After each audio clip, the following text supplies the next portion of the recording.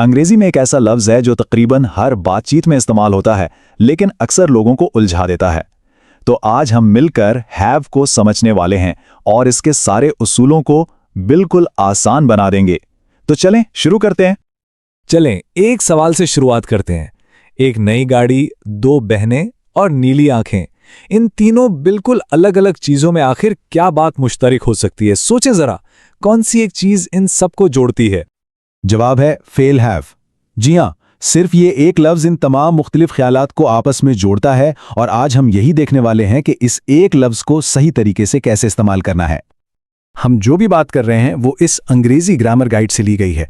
हमारा मकसद है कि इसके उसूलों को इतना साफ और आसान बना दें कि हर कोई इसे पूरे अतमाद के साथ इस्तेमाल कर सके।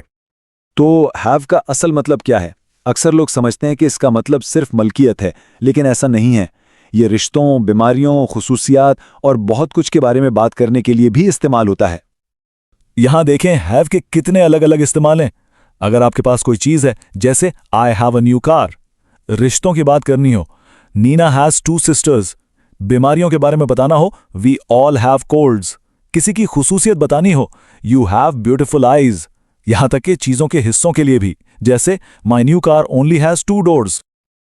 अच्छा, अब आते हैं सबसे जरूरी बात पर। हैव की 2 शक्लें होती हैं, हैव और हैज, और ये वो उसूल है जिसे याद रखना सही अंग्रेजी बोलने और लिखने के लिए सबसे ज्यादा जरूरी है।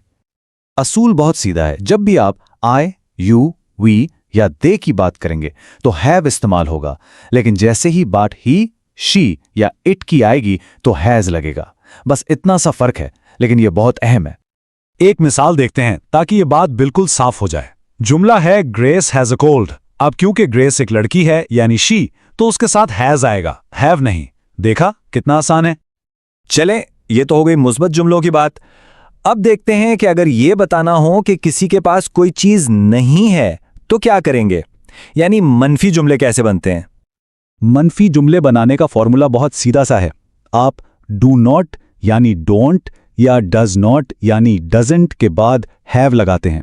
और यहां एक बात हमेशा याद रखनी है, मनफी जुमले में चाहे कुछ भी हो, हमेशा हैव ही आएगा, कभी भी हैज नहीं। यहां देखें ये कैसे काम करता है। जो हैज अ कार मनफी में बन जाता है जो does not have a car. देखा आपने, हैज गायब हो गया और उसकी जगह डज नॉट हैव आ गया। इसी तरह आई हैव द कीज बन जाता है I do not have the keys. चलें, अब आपकी बारी, थोड़ी प्रैक्टिस हो जाए।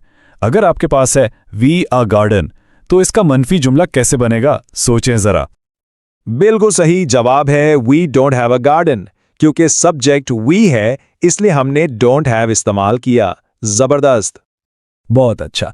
अब आखिरी और अहम चीज की तरफ चलते हैं, सवाल कैसे बनाए जाएं। इसके लिए डू और डज का इस्तेमाल होता है। सवाल बनाने का फॉर्मूला भी बहुत आसान है। आप जुमले के शुरू में डू या डज लगाते हैं, फिर सब्जेक्ट और आखिर में हैव। और हां, यहां भी एक बात याद रखनी है, सवालों में भी हमेशा हैव ही इस्तेमाल होता है। चलें, इसी टेबल को फिर से देखते हैं। जो हैज अ कार सवाल में बदलकर हो गया डज जो हैव अ कार, और आई हैव द कीज बन गया do I have the keys. आप देख सकते हैं कि फॉर्मूला कैसे काम कर रहा है। चलें, एक और प्रैक्टिस हो जाए। यू अ कैट, इसका सवाल कैसे बनेगा? जी हां, बिल्कुल सवाल होगा do you have a cat. You के साथ डू लगता है। अच्छा, एक आखिरी सवाल, ये थोड़ा सा मुश्किल हो सकता है। एरिक मेनी फ्रेंड्स, इसका क्या बनेगा? यहां वो ही, शी, इट वाला असूल काम आएगा। तो सवाल बनेगा does Eric have many friends, क्योंकि एरिक यानी ही के साथ डज इस्तेमाल होता है। और अगर इसका मनफी बनाना हो तो वो होगा Eric doesn't have many friends. देखें, इस एक मिसाल से पिछले दोनों उसूल वाजे हो गए। बहुत खूब। अब तक हमने जो कुछ भी सीखा है, आइए इसे जल्दी से दोहरा लेते हैं ताकि ये जहन में बैठ जाए। तो बस ये 3 आसान कदम याद रखने हैं। पहला, सब्जेक्ट के हिसाब से हैव या हैज चुनें। दूसरा, मनफी बनाने के लिए डोंट या डजंट के साथ हमेशा हैव लगाएं। और तीसरा, सवाल पूछने के लिए जुमले के शुरू में डू या डज लगाएं और फिर हैव। बस। तो अब जब आपको ये सारे उसूल मालूम हैं, तो इन्हें इस्तेमाल करने का वक्त है। जरा सोचिए, ऐसी कौन सी 3 चीजें हैं जो आपके पास हैं और ऐसी कौन सी 3 चीजें हैं जो आपके किसी दोस्त के पास हैं। ये छोटी सी मश्क इन सब उसूलों को जहन में बिठाने का सबसे अच्छा तरीका है।